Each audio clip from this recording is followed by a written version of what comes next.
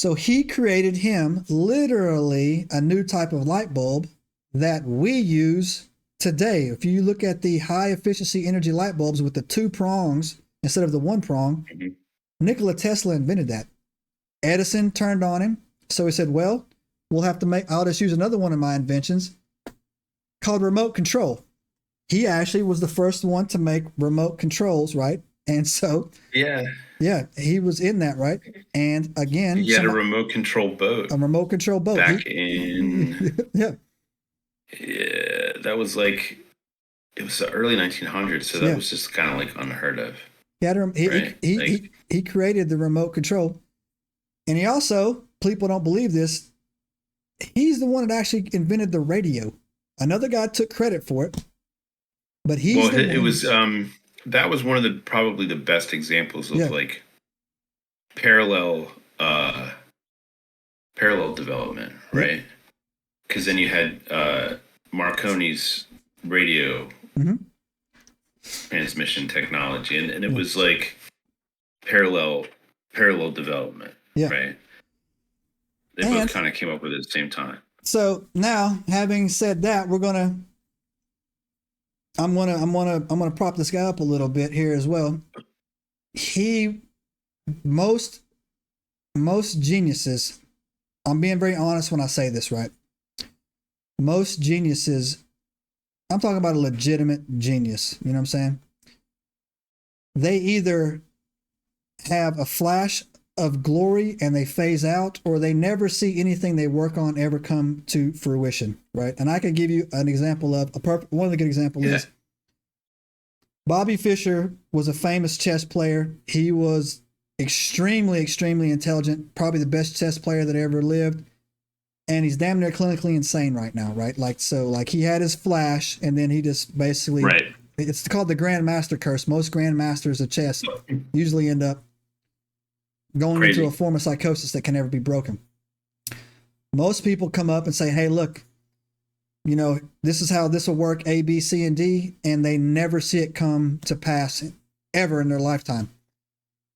This guy never missed. I just rattled off 4 or 5 things that he did that in his lifetime was proven right? And not only that, but then there were some other additional things that, like the Tesla turbine that he invented, was like far enough ahead of its time that the material science wasn't good enough to be able to fully kind of realize what this thing was capable of. Yes. Because it would shake itself, it would spin so fast, it would just spin itself apart. Yeah, exactly. Right.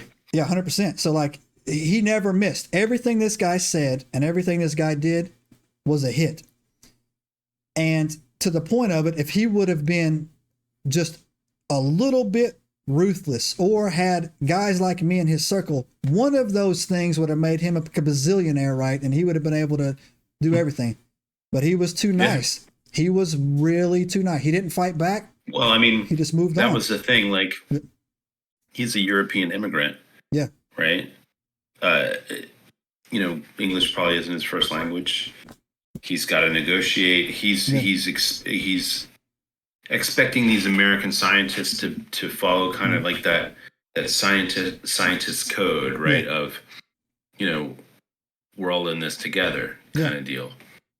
And you know, these guys were just greedy. No, they were ruthless. Like Edison was greedy as fuck. Like, you know, it's just greedy men. Yeah, they stole it. Came down to. Yeah, they stole his stuff. I mean, they were just terrible people. And there was a lot of that going around at the time, though. Oh yeah, for sure, man. It was the wild, wild west when it came to that stuff. Yeah, sorry, I had a little technical difficulty there, but yeah. So basically, what I was saying was that he was naively thinking that these people would get behind him. But one of the things that makes me so fascinated about this guy is there's a famous picture of him sitting inside beside a Tesla coil in a metal room with this electricity arcing over his head, right? And people knew who Nikola Tesla was, and they would ask him, hey, why are you so confident with this stuff? Why do you always, why are you, so things going on?